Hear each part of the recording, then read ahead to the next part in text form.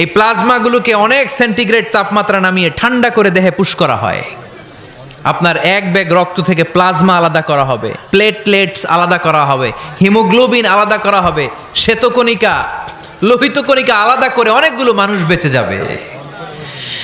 এজন্য ফেসবুক থাকাটা দোষের কিছু না, তবে ভালো কাজে আমরা ব্যবহার করব, ঠিক কিনা? আপনার ফেসবুক শেয়ারিং আপনার জান্নাতি বানাতে পারে, আর আপনার ফেসবুক শেয়ারিং আপনার জাহান্নামের লাকড়ি বানাতে পারে। চিল্লায় বলেন ঠিক কিনা? So the decision is yours. সিদ্ধান্ত আপনাকে নিতে হবে, আপনি কিভাবে করবেন। যে কোনো বিপদে ওয়া ইলা রাব্বিকা ফারগাব, কোনো দিকে মনোনিবেশ না করে কার দিকে মনোনিবেশ করব? যে কোনো বিপদ আপদ ফেসবুকে শেয়ার করার আগে শেয়ার করব কার কাছে? আমাদের যার যা লাগে আল্লাহ সবও যদি দিয়ে দেয়, আল্লাহর ধনভাণ্ডারের 1 ইঞ্চিও কমবে?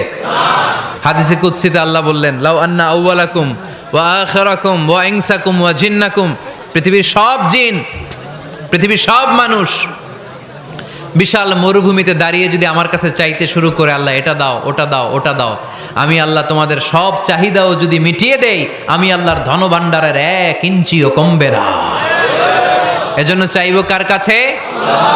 বিপদে আপদে ভরসা করব কার কাছে? আর অবসরগুলোকে কাজে লাগানোর দরকার আছে না নাই? স্বাবলম্বী হওয়ার চেষ্টা করার দরকার আছে না নাই? ফা ইন্নামা আল উসরি ইউসরা, ইন্নামা আল উসরি ইউসরা। নবী হে, কষ্টের পরেই আছে সুখ, দুঃখের পরেই আছে আনন্দ। সব সময় মানুষের সময় একরকম কাটে না। এজন্য আমরা তাওয়াক্কুল করতে চাই একজনের উপর, তিনি কে?